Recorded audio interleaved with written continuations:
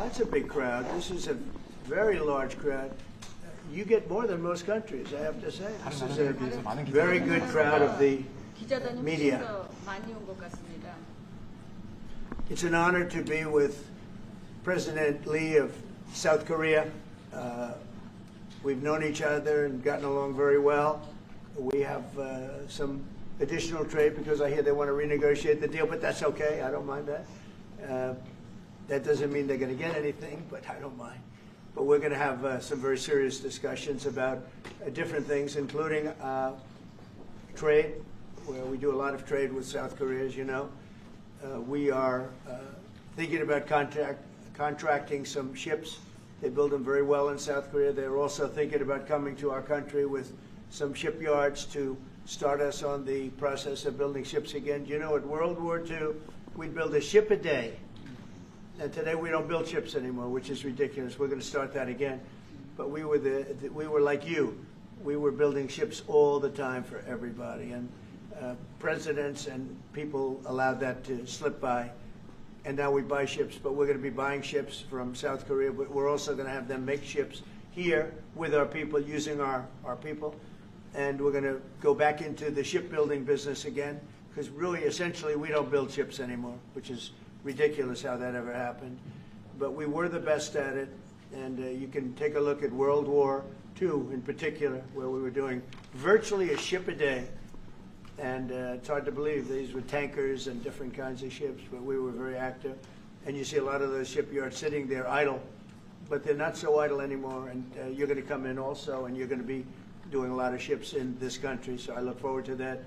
But we have a lot of other trade things. They're a big purchaser of our military equipment. We make the best military equipment in the world, and you saw that recently with take a look at what we did with the B-2 bomber, which you have one right there. They gave that to me. I guess the company gave that to me. The B-2 bomber was so successful in what took place in the little excursion that we made, 36 hours, and it wiped out the, nobody's ever seen anything like it. 36 hours back and forth. Not a thing went wrong, not a screw was missing, not a bolt was missing, not a plane had not even a little bit of a problem. And we actually had 52 tankers. We had many planes, but you know, you looked at the B-2, the way they handled that. Every single bomb hit its target. So they understand that we make the best military equipment in the world, and South Korea is a big buyer of military equipment. And we're going to talk about that also. And we have many things to talk about, and I look forward to it. And it's a great honor to be with you, and congratulations on your election. That was a big one. And we're with you 100%. Thank you. 네, 이재명 대통령님, 오늘 백악관에 오신 것을 진심으로 환영합니다. 우리 그 양국 정상들 사실 서로 잘 알고 있습니다. 지금까지도 잘 지내고 있습니다. 제가 알기로는 한국 측에서 어떤 추가적인 그러한 그 관세 협상에 대해서 좀 관심이 있다고 하는데 괜찮습니다. 뭐 원한다고 다 줄 것은 아니지만 그렇다고 그 요청하는 것은 받아들이겠습니다. 오늘 우리는 여러 가지 주제를 다룰 예정입니다. 일단은 먼저 무역에 대해서 얘기를 할 것입니다. 한국은 상당한 많은 그런 무역량을 미국과 함께 하고 있습니다. 그 외에 또 선박 계약, 특히 한국은 조선업이 상당히 성공적으로 유지가 되고 있습니다. 그래서 조선소라든지 선박 건조에 대해서 우리는 많은 얘기를 나눌 것입니다. 사실 미국은 제2차 세계대전 때 선박을 하루에 한 개씩 건조하는 그런 굉장히 성공적인 선박업을 운영하고 있었습니다. 그런데 이제 미국은 선박이 굉장히 아주 폐쇄한 그런 상황입니다. 하지만 이제 우리가 한국에서 선박을 구매해야 되겠죠. 그렇지만 앞으로 한국과의 협력을 통해서 미국에서 선박이 다시 건조되기를 바라고 있습니다. 그럼으로써 또 미국의 조선업을 한국과 협력해서 부흥하는 그러한 기회를 갖게 되기 바랍니다. 아까도 말씀드렸습니다만 제2차 세계대전 때 미국은 하루에 한 개 선박을 건조했습니다. 그렇지만 지금 미국의 조선소는 상당히 황폐해져 있는 상황입니다. 그렇지만 한국에 와서 우리가 함께 재건하기 바랍니다. 또 하나 우리가 의논해야 될 일은 군사장비 구매에 대한 것입니다. 미국은 세계 최고의 군사장비를 만듭니다. B-2 버머 같은 것은 보셨겠지만 굉장히 성공적이었습니다. 이번에 최근에 그런 작전에서 이 B-2 버머가 왕복 36시간을 비행을 했는데 전혀 아무런 문제 없이 임무를 마치고 성공적으로 다시 돌아온 것입니다. 거기에는 또 52개의 탱커도 들어갔습니다. 하지만 어쨌든 그 괌이라든지 추격기 최고의 군사 장비를 가지고 있습니다. 한국이 이러한 미국의 아주 뛰어난 군사 장비를 많이 구매할 것을 기대하고 있습니다. 오늘 다시 한번 이재명 대통령을 백악관에 모시게 된 것을 매우 영광으로 생각합니다. 그리고 그 전에 아주 선거에 이긴 것을 다시 한번 축하드립니다. 감사합니다. 네, 대통령님 감사드립니다. 이렇게 시간을 내주셔서 우리 대한민국 국민을 대표해서 감사 말씀을 드리면서 우리 대통령께서 이 오벌 오피스를 새로 꾸미고 있다는데 정말로 밝고 황금색으로 빛나는 게 정말 보기 좋습니다. 품격이 아주 있어 보이고 미국의 새로운 번영을 상징하는 것 같습니다. Mr. President, let me begin by thanking you on behalf of the Korean people. I would like to thank you for giving your time for today's meeting. And I heard that you recently redecorated the Oval Office, and I would like to say that it looks very bright and beautiful, and it has the dignity of America, and it symbolizes the new future and prosperity of America. 미국을 다시 위대하게 만드는 것이 우리 대통령님의 꿈인데 미국이 다시 위대하게 변하고 있는 것 같고 그게 다우존스 지수에서도 그게 나타나는 것 같습니다. 제가 보니까 사상 최고치를 경신하고 있던데 오늘은 잠깐 조정되고 있지만 아주 훌륭하게 미국이 다시 위대해지고 있는 것 같습니다. I believe that making America great again is your goal, and I believe that that is what is currently taking place in America. And I think the most symbolic thing of that is the Dow Jones Index, which reached a record high recently, although it went down a bit, but it reached a record high. And so I think that America is becoming great again. 말씀하신 조선 분야뿐만이 아니라 제조 분야에서 르네상스가 이루어지고 있고 그 과정에서 대한민국도 함께하게 되길 기대합니다. So I believe that there is a renaissance taking place not only in the shipbuilding sector but also in the manufacturing industry, and I hope that Korea can be a part of that renaissance. 그리고 또 한 가지 제가 꼭 말씀드려야 될 것이 대통령님의 평화를 지키는 기간의 미국의 역할을 넘어서서 새롭게 평화를 만들어가는 피스메이커로서의 역할이 정말로 눈에 띄는 것 같습니다. And one thing that I wanted to say to you is that America's role not as a keeper of peace, but a maker of peace, is being more is emerging more evidently. 유럽, 아시아, 아프리카, 중동 여러 곳에서의 전쟁들이 이제는 트럼프 대통령님의 역할로 휴전하고 평화가 찾아오고 있습니다. Many wars in Europe, in Asia, in Africa, and in the Middle East are coming to peace because of the role that you are playing. 세계 지도자 중에 전 세계의 이런 평화 문제에 대통령님처럼 이렇게 관심 가지고 실제로 성과를 낸 경우는 처음으로 보이십니다. So among the many world leaders, I believe that you are the only leader who has made such accomplishments. 그리고 가급적이면 전 세계에서 유일하게 분단 국가로 남아 있는 한반도의 그 평화를 좀 만들어 주셔서 김정은과도 만나시고 북한에 트럼프 월드도 하나 지어서 거기서 저도 골프도 칠 수 있게 해주시고 그래서 전 세계가 인정하는 정말 세계사적인 평화의 메이커로서의 역할을 꼭 해주시기를 기대합니다. And I would like to mention that the only remaining divided nation in the world is the Korean Peninsula, and I would like to ask for your role in establishing peace on the Korean Peninsula. So I look forward to your meeting with Chairman Kim Jong-un and construction of a Trump Tower in North Korea and playing golf at that place. 아마 기다리고 있을 것 같습니다. 네, 기다리고 있을 것 같습니다. So I believe he will be waiting for you. 그리고 마지막으로 든든한 한미 동맹을 기반으로 대한민국이 성장 발전해 왔고 앞으로도 이 한미 동맹을 군사 분야뿐만이 아니라 경제 분야 또 다른 과학 기술 분야까지 다 확장해서 미래형으로 발전시켰으면 좋겠습니다. Korea was able to attain economic growth and development through our ironclad alliance. And going forward, I hope to develop our alliance into a future-oriented alliance that encompasses areas not only limited to security, but also the economy and science and technology. 대한민국 국민들은 트럼프 대통령님에 대해서 정말로 큰 기대를 가지고 있다는 말씀을 드리면서 다시 한번 이런 시간 내주셔서 감사드립니다. The Korean people have great expectations for you, Mr. President. Thank you once again for your time. Well, thank you very much. It's an honor to be with you. I will say that Kim Jong-un and I had a very good relationship, as you remember, and still do. And when I came in, I didn't know him. We had 2 summits, but we became very friendly. Respect. It was great respect.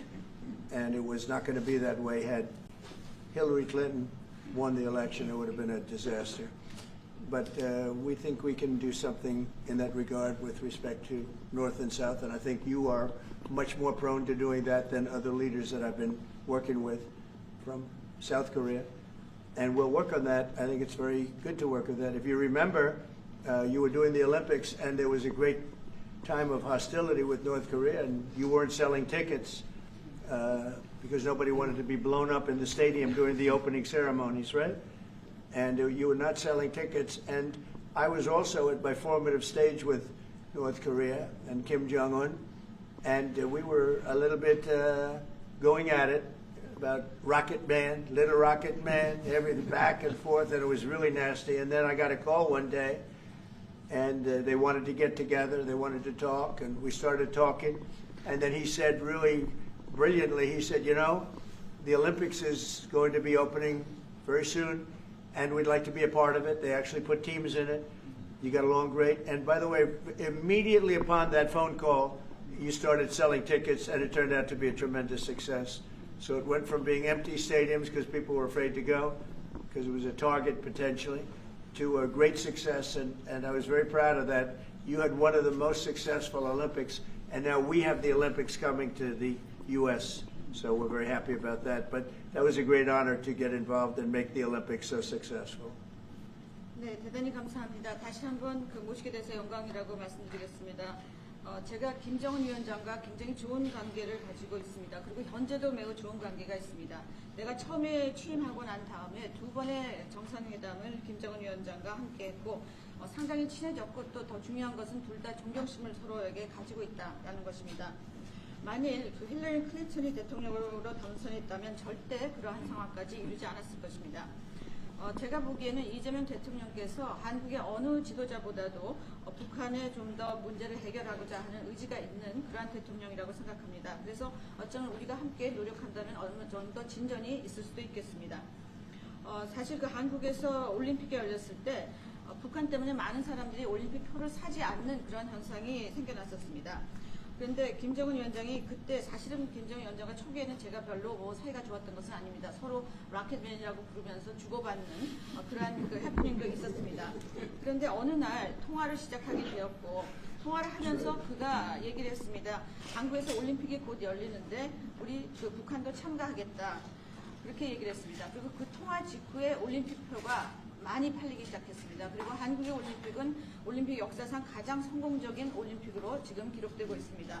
또 우리 미국도 곧 올림픽을 주최할 예정입니다. 그래서 우리도 미국에서 성공적인 그런 올림픽을 주최할 계획을 가지고 있습니다. 김정은 위원장 말씀을 하셔서 그런데 사실 대통령님 덕분에 이 북한하고 이 한반도 관계가 매우 안정적이었습니다. 그런데 사실 그 이후 대통령께서 미국 정치에서 약간 물러서 있는 그 사이에 사실은 북한의 미사일도 많이 개발됐고 핵폭탄도 많이 늘어났고 진척된 것도 없이 한반도 상황은 정말로 많이 나빠졌죠. Mr. President, you mentioned about Chairman Kim, and thanks to your efforts when you were in office during your first term, the situation on the Korean Peninsula was stable. But during the hiatus where you were out of office, North Korea developed further its nuclear and missile capabilities, and that led to a deterioration on the situation of the Korean Peninsula. And they wouldn't have done that. They would not have done that if I were president. That was not going to happen. 대통령이 당선되었다면 그런 일이 일어나지 않았을 것입니다. 전적으로 공감합니다. I completely agree with you. 그래서 지금 얼마 전에 김여정이 미국과 저를 비난하는 발언을 할 때도 대통령과 김정은 위원장의 특별한 관계에 대해서는 의심하지 않는다 이런 표현을 했습니다. 기다리고 있다는 뜻으로 보여졌습니다. So when Kim Yo-jung, the deputy director of the Workers' Party of Korea, issued a statement denouncing Korea, South Korea, she mentioned about the not bad relationship between you and Chairman Kim Jong-un, and I believe that this is a sign that North Korea is waiting. 한반도의 평화의 세기를 꼭 열어주시기 바랍니다. So I hope that you will usher in a new era of peace on the Korean Peninsula. I will do that, and we'll have talks. He'd like to meet with me. He didn't want to meet with Biden because he had no respect for Biden, but we look forward to meeting with him, and we'll make relations better. You'll help that.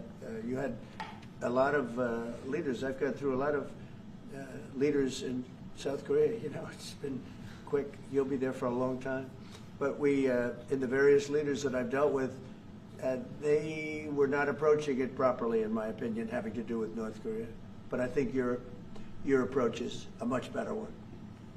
네, 그렇게 하도록 하겠습니다. 김 위원장이 바이든 전 대통령을 만나고 싶죠 하지는 않았지만 말은 만나고 싶어 할 것 같습니다. 그래서 그런 그 시도를 하겠고요. 내가 한국의 지도자들을 여러 분을 만나봤는데 제 개인적인 생각으로는 대북 정책이 그렇게 적절하지 않지 않았나 하는 생각이 듭니다. 그래서 이 대통령께서 그 적절한 대북 정책을 통해서 좀 더 그 진전이 있었으면 하는 생각입니다. 저의 관여로 남북 관계가 잘 개선되기 쉽지 않은 상태인데 실제로 이 문제를 풀 수 있는 유일한 인물이 트럼프 대통령이십니다. So resolving this issue through my engagement is not an easy thing. And the only person that can make progress on this issue is you, Mr. President. 대통령께서 피스메이커를 하시면 저는 페이스메이커로 열심히 지원하겠습니다. So if you become the peacemaker, then I will assist you by being a pacemaker. That's good. We can do big progress, I think, with North Korea. Absolutely. 네, 북한에 대해서 큰 진전을 함께 이루어 나갈 수 있다고 믿습니다. 감사합니다.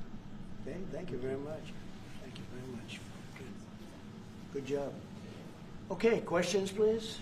Mr. President, when you met with Russian President Vladimir Putin, how soon did he say that he wanted to sit down with Ukrainian President Zelensky? Russia, as of now, says there's no meeting on the books and no agenda is set. Well, that's going to be up to them. It takes two to tango, I always say it. And they should meet, I think, before I have a meeting and probably close the deal. But I think it's appropriate they meet. They do not exactly get along well, as you can understand. And I'm sure it's a meeting that perhaps he didn't like. But he wasn't happy about coming to the United States either. That was a big concession, and I appreciate the fact that he did.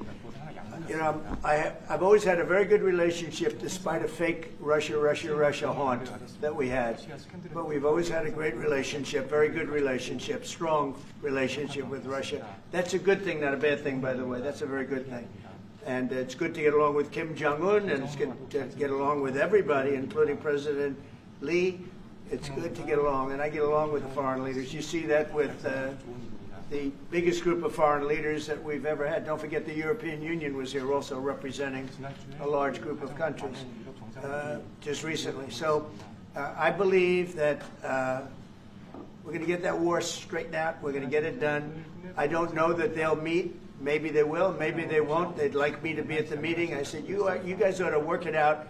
It's between you. It's not us. Now, in the meantime, we're not spending any money on, as you know, on Ukraine. We're selling military equipment to NATO. NATO now is taking in, excuse me, NATO now is taking in a large amount of money from the countries.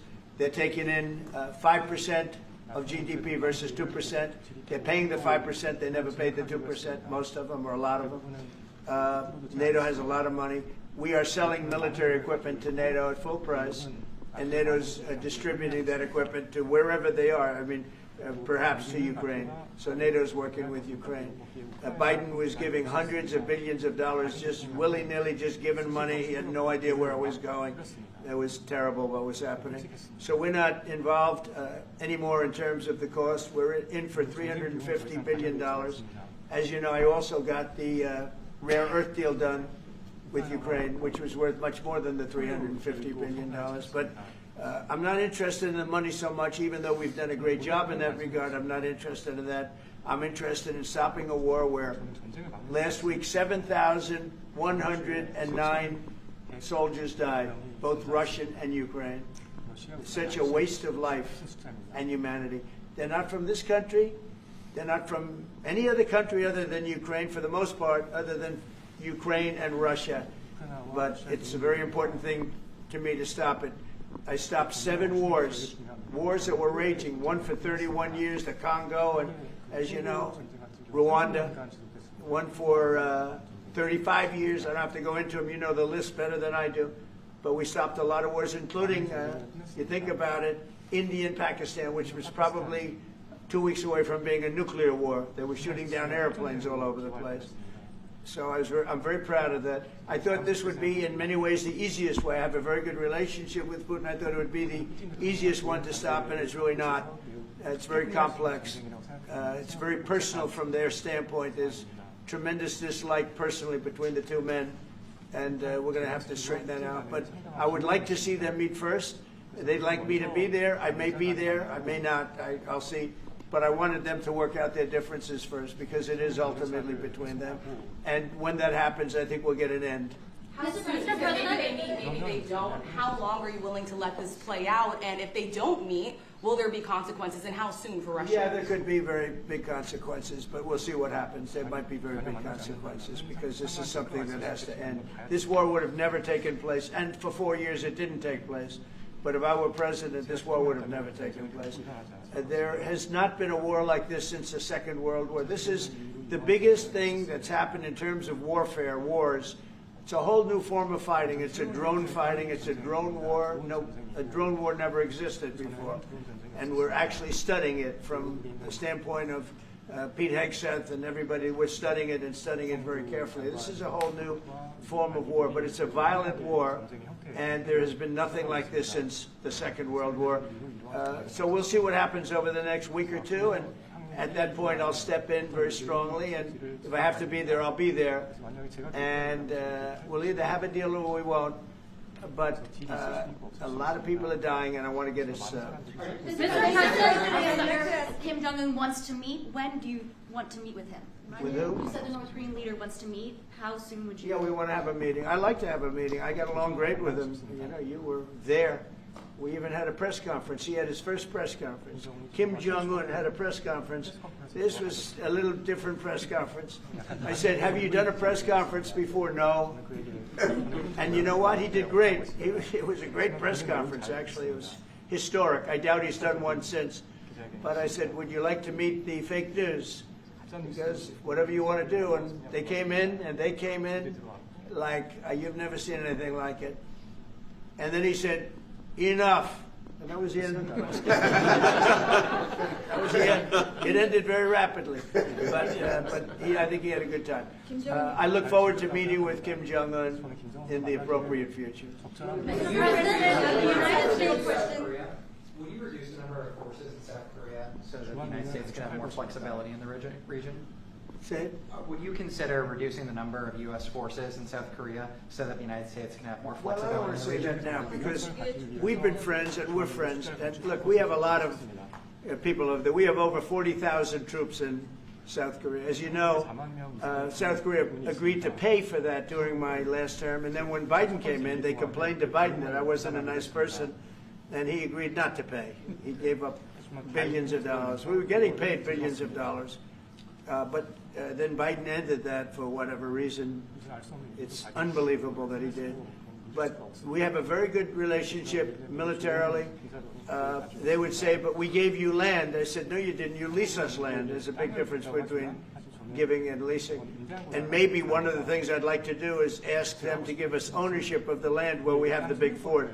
You know, we spent a lot of money building a fort, and there was a contribution made by South Korea, but I would like to see if we could get rid of the lease and get ownership of the land where we have a massive military base.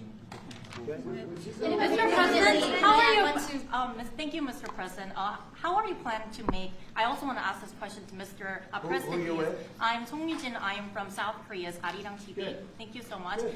So, as mentioned earlier, United States is South Korea's most important and closest ally. So, in this point of view, I would like to ask you and also President Lee, what do you think are the key ways to make the South Korea-U.S. alliance greater? Well, I think it's great now. I feel very warmly toward South Korea. I will tell you that I have a lot of people in business that I deal with that are from South Korea. They love Trump because they feel I've saved. I think you would have had a nuclear war if I weren't. I think you would have had a nuclear war, North Korea and South Korea. I think it would have been a disaster. You're only 60 miles away from Seoul. They don't even need nuclear. They have their cannons, howitzers, and they have them buried in the mountain. You know what I'm talking about. And I think you would have had, if I didn't win that election, if Hillary Clinton, crooked Hillary, won that election, I think you would have had a nuclear war. It would have taken place, and it would have been horrendous for everybody, including them. It would have been very bad for them because we would have had to enter the picture, and we are the most powerful nuclear country in the world by far. Russia's second, China's third. China's going to catch eventually, 5 or 6 years. They're working to catch. One of the things we're trying to do with Russia and with China is denuclearization. And it's very important. One of the things I discussed with President Putin the other day, it wasn't just that, it was also other things. And I think the denuclearization is it's a big aim. But Russia's willing to do it, and I think China's going to be willing to do it too. We can't let nuclear weapons proliferate. We have to stop nuclear weapons. The power is too great. Okay? Thank you. Mr. President, I'd like to ask you further question about South Korea and U.S. alliance. I'm Anna from the Korea Times. Good. And I'd like to ask you about the trade deal that's on the table. Yeah. You mentioned about the shipbuilding industry, and President Lee mentioned about the manufacturing industry. And what other areas or sectors that you intend to focus on this trade deal? Because Korea is bringing in many investments and trade jobs as well. So I'd like to know the opinions of both, how to get a beneficial outcomes for both countries through this deal. Well, we're going to get along great because we really sort of need each other. We love what they do. We love their product. We love their ships. We love a lot of the things that they make. And they love what we have. We're dealing with them on Alaska having to do with the oil. You need oil and we have it. So we have a big advantage in that way. We have more oil and gas and coal and energy than any other country in the world by far. No, for whatever reason, God was very good to us. He gave us the greatest. We didn't use it. We started to use wind. Wind doesn't work. They started to use solar panels that took over the land all over the Midwest, where the farmers said, what happened to my land? They'd have a 10-mile by 10-mile solar field that they couldn't farm. The most valuable land, farming land in the world, probably the most vibrant in the world. And they put solar plants all over the place. It's ridiculous. Big, massive black fields of solar. That all comes out of China. Or plastic. All comes out of China.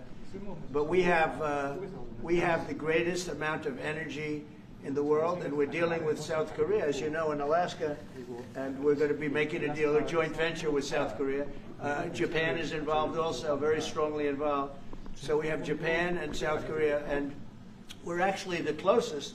It seems like quite far away, Alaska, but actually it's right up the little ocean, right up the little Pacific Ocean. It's actually pretty close, relatively speaking. But we have more oil and gas and coal than any other nation in the world by far, and we're going to use it. And that's the thing that South Korea, I think, most wants from us, I would think. Would you go back to the DMZ to meet with the North Korean leader? Say it? Would you go back to the DMZ to meet with the North Korean leader? I loved it. Remember when I walked across the line and everyone went crazy? Especially Secret Service, I would say they were. And I looked into those windows, the windows, the glass, that you could only see if you looked direct, because there was all sorts of stuff. But I looked in and I saw more rifles pointing at me than you could. There were a lot of rifles in that building. The Secret Service was not happy. You know the buildings I'm talking about? The two blue buildings on each side. And I walked up the middle and I looked in the window and I saw more guns in that room than I've ever seen in my life. I looked at the other side, and it was the same thing. And yet I felt safe. I felt safe because I have a great relationship with Kim Jong-un. I hope it stays that way. I think it will. I have a very good relationship. I understand him. I spent a lot of free time with him talking about things that we probably aren't supposed to talk about. And, you know, I get along with him really well. I think he has a country of great potential, tremendous potential. Is it possible to meet him this year or maybe next year? Well, I'm meeting a lot of people. I mean, it's hard to say that, but I'd like to meet him this year. President Xi would like me to come to China. It's a very important relationship. As you know, we're taking a lot of money in from China because of the tariffs and the different things. And it's a very important relationship. We're going to get along good with China. I hear so many stories about we're not going to allow their students. We're going to allow their students to come in. We're going to allow. It's very important. 600,000 students. It's very important. But we're going to get along with China. But it's a different relationship that we have now with China. It's a much better relationship economically than it was before. With Biden, boy, what he allowed that, I mean, they just took him to the cleaners. You know the expression? They took him to the cleaners. I'm sure they have an equal expression in South Korea, but they took that guy out for a ride like nobody's ever been ridden before. Terrible. But we have a very strong relationship, Howard, I would say, economically with China now, getting much better. They have to give us magnets. If they don't give us magnets, then we have to charge them 200% tariff or something, you know. But we're not going to have a problem, I don't think, with that. I think that's perhaps behind us. You know, China intelligently went and they sort of took a monopoly of the world's magnets. And nobody needed magnets until they convinced everybody 20 years ago, let's all do magnets. There were many other ways that the world could have gone. But so it'll take us probably a year to have them. We're heavy into the world of magnets now, only from a national security standpoint. But we have a powerful thing. It's airplane parts. They have many Boeing jets. You know, they had 200 jets that didn't fly. And I've sent them all, based on his word, I sent them all of the parts so their planes can fly. I could have held them back. I didn't do that because of the relationship I have. And their planes are now flying. You know, we had 200 of their planes were unable to fly because we were not giving them Boeing parts purposely, because they weren't giving us magnets. Therefore, we weren't giving them. But we have a much more powerful thing, that's tariffs. If we wanted to put 100%, 200% tariffs on, we wouldn't do any business with China.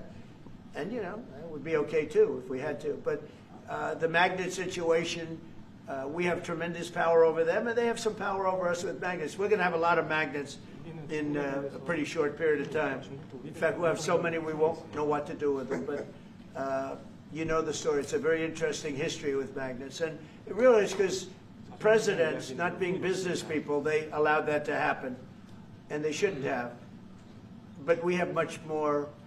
I mean, look, in terms of playing the cards, we have much bigger and better cards than they do. But with that being said, I think we have a great relationship. I spoke to President Xi fairly recently, and at some point, probably during this year or shortly thereafter, we'll go to China. And I think we're going to see a magnificent sight. It's a great country. Mr. President, on the National Both Guard. you and President Lee actually are planning to go to China. You mentioned either this year or next year. Could you please share more details about your plans going to China and also President Lee? Well, maybe we'll go together. Do you want to go together? We can share a plane. We'll save energy. We'll save a little, you know, the ozone layer. Remember President Obama used to talk about the ozone layer, and then he'd fly to Hawaii to play around the golf in the 747. Mr. President, on Would the you national. accept the invitation, Mr. Lee? 중국에서 만약 Well, we sort of meant jokingly, but if you want, you can. 대통령하고 같이 가면 좋겠습니다. I would like to go together with President. Do I accept? He doesn't accept. If you want to go, I'm going to get special permission. I'm sure you can go. But we're going to have a great relationship with China. I mean, it's happening. You see it. It's happening. They have some cards. We have incredible cards, but I don't want to play those cards. If I played those cards, that would destroy China. I'm not going to play those cards. Mr. President, on the National Guard, you've talked a lot about Democratic-run cities and states. Yeah. Would you also consider sending the National Guard into red states and red cities that are also seeing high crime? Sure, but there aren't that many of them. If you look at the top 25 cities for crime, just about every one of those cities is run by Democrats. And you know, one of the bad things they did, cashless bail, if you look back on time, when they allowed a murderer out that afternoon, you know, he'd kill somebody and then a couple of hours later he was walking the streets again, oftentimes killing again rapidly. Cashless bail is a disaster. You saw we had a news conference today on that. We're wiping it out in D.C., immediately wiping it out. It started in New York, I must tell you, and it's been a horrible thing for crime, especially violent crime. So we're going to end cashless bail, yes. Thank you. When will you deploy to Chicago, and how long are you keeping troops here in Washington, D.C.? Discussion. I really want to be appreciated. You know, when we go into a city and wipe out the crime, so D.C., it sounds so horrible. I'm embarrassed to say it in front of you because they don't have anything like this. Washington, D.C., sir, has not had a murder in 11 days. Now, he's saying that's a horrible thing to hear because they don't have murders for ever. But Washington, D.C., if you go back and check, it's been many years since we went a week without having a murder. Now we haven't had, and I would say that Washington, D.C. right now is much safer than Seoul. You know why? Because we have a friendly neighbor. We have more friendly neighbors. You have a different kind of problem. We all have different problems. But Washington, D.C. is a very safe city right now. People are going out to dinner. Restaurants are opening. Restaurants that were going to close are now going to stay open. Friends of mine are going out to dinner all the time. They didn't go out to dinner for 4 years. It went rampant during the Biden years. Just rampant. That's why Susie is very close to the mayor and has a lot of respect for her, but I view it maybe a little differently because the mayor would say that it's gotten better for 30 years, it's gotten better. No, it's gotten worse.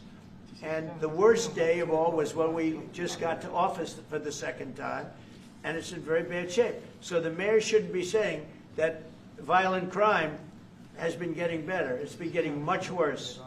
And the day I took office, it was the worst. And we did some minor things, made it a little bit better, but then we said, look, we got to stop it because too many people are getting killed. And we have not had a murder in 11 days. It sounds crazy. I hate to say this in front of this gentleman who I respect, because they don't have murders for years. But we have not had a murder in 11 days. And that's going to go on for a long time. And there will be, I guess, it'll happen a little bit, but we have a very safe city. This is one of the safer cities right now in the country. And in a short period of time, it'll be like the border. Nobody came in through our border for the last 90 days, 3 months. We had 0 illegal aliens from the Congo, from South America, from all over the world, from prisons coming in, pouring into our country. Nobody, not one person. And this is done by a liberal group, a liberal think tank. They do the work.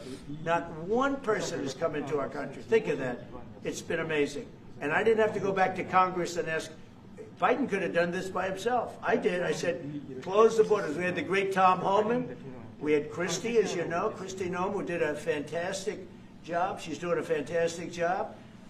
Pete Hegseth has been incredible with the, as I call it, the Department of War. You know, we call it the Department of Defense, but between us, I think we're going to change the name. You want to know the truth? I think we're going to have some information on that maybe soon, but I think because, you know, Department of Defense, we won the World War I, World War II.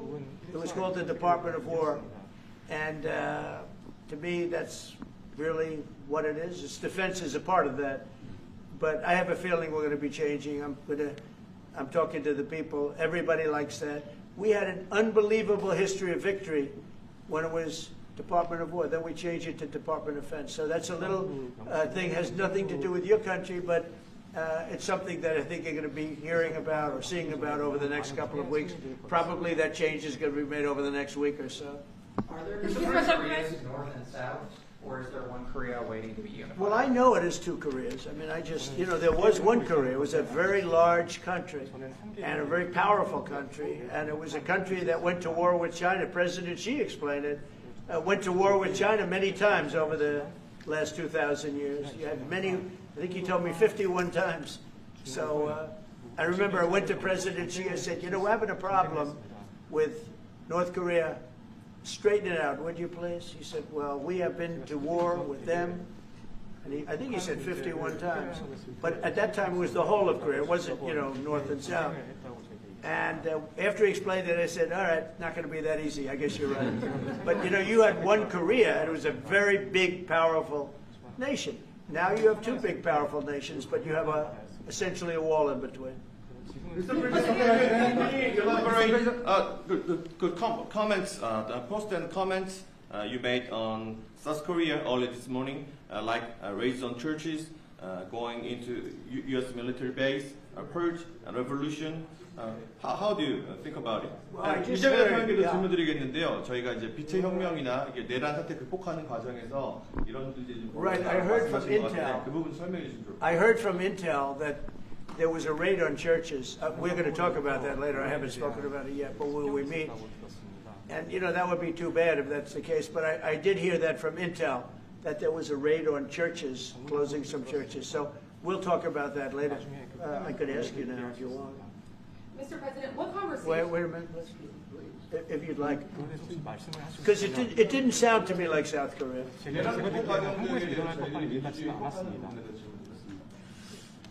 간단하게 말씀을 드리면 지금 대한민국은 아시는 것처럼 친위 쿠데타로 인한 혼란이 이제 극복된 지 얼마 안 된 상태고 그 내란 상황에 대한 국회가 임명하는 국회가 주도하는 특검에 의해서 사실 조사가 진행 중입니다.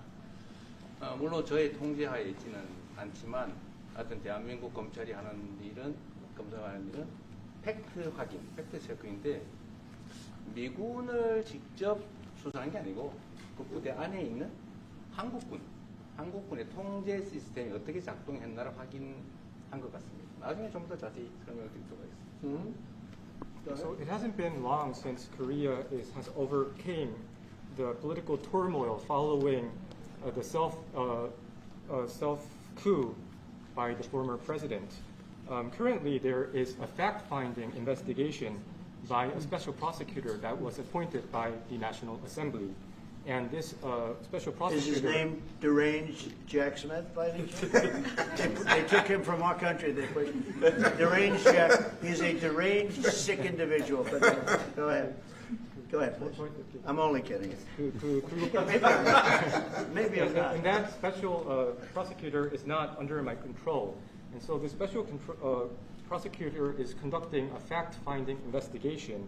And I would like to explain about what you said about U.S. bases. They did not conduct a search and seizure of American bases, but they looked into the chain of command and the control system of the Korean military.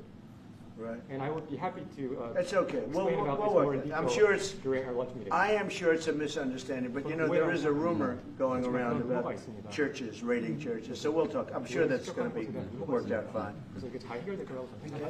Yeah, please go ahead. Mr. President, what conversations have you had with Israeli Prime Minister Benjamin Netanyahu about what is going on in Gaza? There was a UN-backed report that said there was a famine in Gaza. Based on what you know and what you've been briefed on, do you agree with that? So, I deal with Bibi Netanyahu quite a bit, and we had great success, obviously, in Iran. We knocked out their nuclear threat. That would have been a horror show having them have a nuclear weapon. They would have used it, too. We did very well there. Right now, they're talking about Gaza City. There's always talking about something. At some point, it's going to get settled. And I'm saying you better get it settled soon. You have to get it settled soon. And that means, nobody can forget October 7th. People forget October 7th. That was one of the most brutal. I've seen some terrible things, some brutal things. That was about as bad as it gets. And nobody can forget that. With that being said, it's got to get over with. It's got to get over with because between the hunger and all of the other problems, worse than hunger, death, pure death, people being killed. And, I'm the one that brought back the hostages, and I did it with that gentleman right there, Steve Witkoff, and with Marco.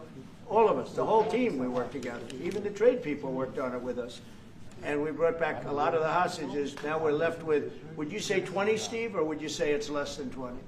I hope it's 20. He hopes it's 20 because some could be dead. That's what he means, I assume. Yes. So we have 20, but there's rumors that some could be dead. It's a terrible situation over there. Terrible, terrible situation. But it's coming to a head. It's coming to an end. We are sending, we sent $60 million of food over there just recently.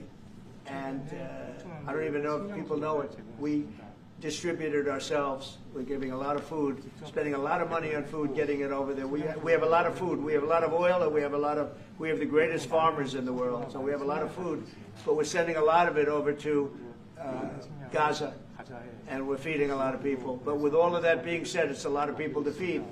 And I think that we will have, I think within the next 2 to 3 weeks, you're going to have pretty good conclusive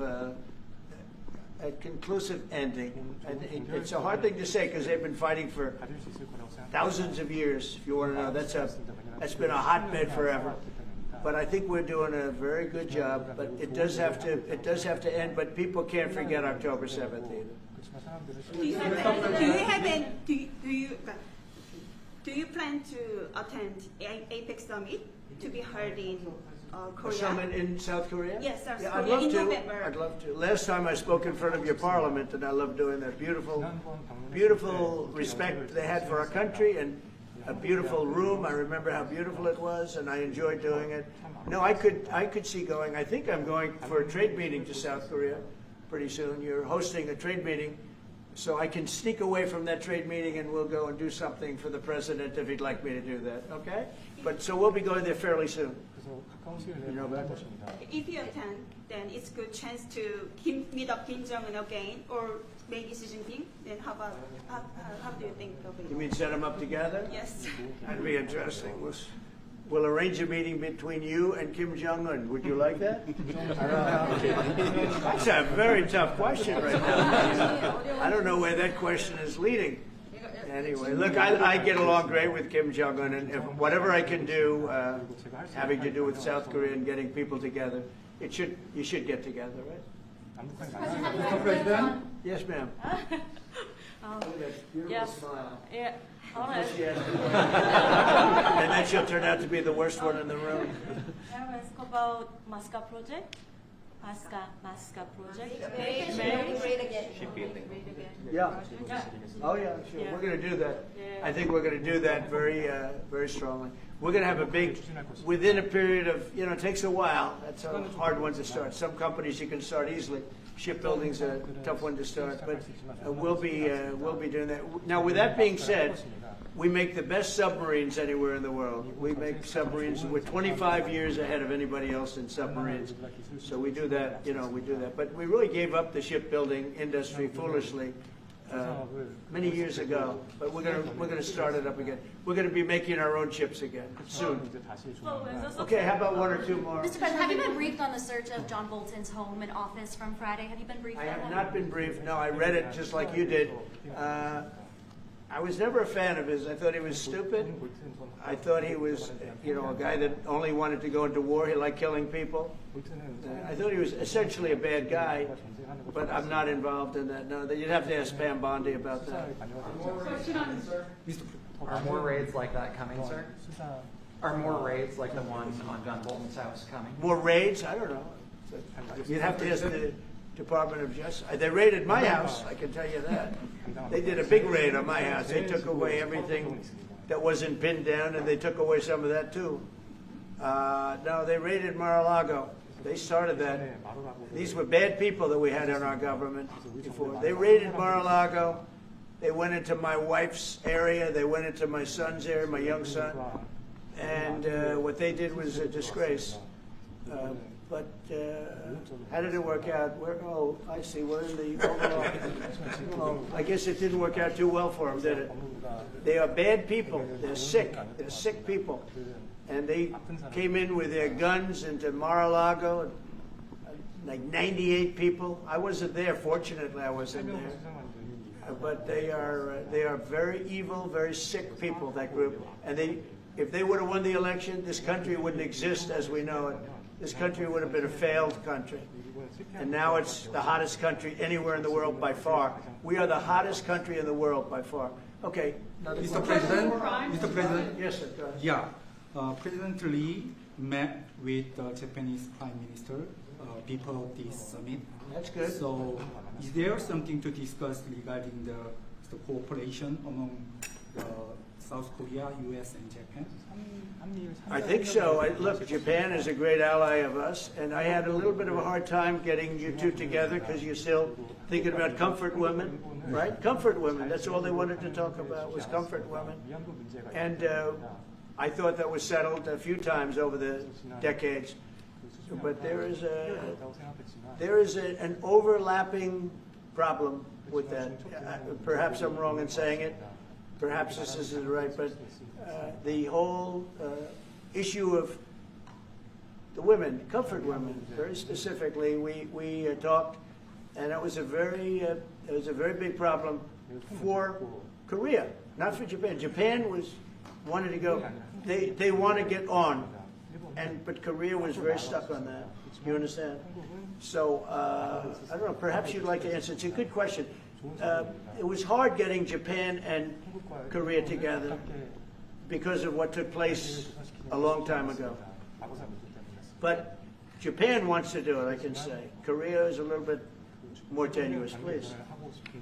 지금 질문은 그 3자 협력에 대해서. 우리 한미일 협력은 매우 중요한 과제고 또 한미 관계의 발전을 위해서도 한일 관계가 어느 정도 수습이 돼야 됩니다. Trilateral cooperation among Korea, the U.S., and Japan is very important, and better Korea-Japan relations is also important for the Korea-U.S. relationship as well. 그래서 대통령께서 한미일 협력을 매우 중시하고 계시기 때문에 제가 대통령을 뵙기 전에 미리 일본과 만나서 대통령께서 걱정하실 문제를 다 미리 정리했다 이렇게 생각해 주시면 좋겠습니다. Because I know that President Trump, that you put emphasis on trilateral cooperation, right. I made a visit to Japan before coming to the U.S. to settle the difficult issues that we have. Good. Well, Japan wants to get along very well with you. And I find them to be great people, great country, obviously. And they want very much to get along with South Korea. And you have something in common. You know, you want to solve the North Korea problem. But Japan very much wants to get along with you, and I'm sure they will. I find the people that I deal with to be wonderful people, as I do with you. 이번에 일본에 가서 이시바 총리를 만났을 때 그 전에 우리가 가지고 있던 여러 장애 요소들이 많이 제거됐다는 생각이 듭니다. So when I visited Japan and met with Prime Minister Ishiba, I realized that many of the obstacles that existed between our two countries have now been removed. True. During my term. We removed them during my term. There was an overlay a little bit, but we removed many of those obstacles during my term. And, if you look at Prime Minister Abe, who was a great man, he was a great friend of mine, and he was assassinated. But he felt very warmly toward your country, I can tell you that. And the current Prime Minister, who I've gotten to know very well, feels the same way. So I think you're going to have a great relationship with Japan. Steve, go ahead. Just to close the loop on Gaza, is there a diplomatic push underway to try to get all this to end? Oh, there's a diplomatic push. No, is there? There has been, yeah, sure. Right now, Steve, I would say very serious diplomatic push. Marco or Steve, Marco, do you want to answer that first? Yeah, it's never stopped. We've always looked to find a solution there. Ultimately, as the president said, we want it to end. It has to end with no Hamas. Steve, where are we? I would say that we wouldn't be anywhere but for the president's truth last week, which was a statement to Hamas that they better get their act together and get to the peace table. But for that, it would have been all stalled. So, as usual, he is the man who moves it. Thank you. Thank you very much, everybody. Thank you, guys.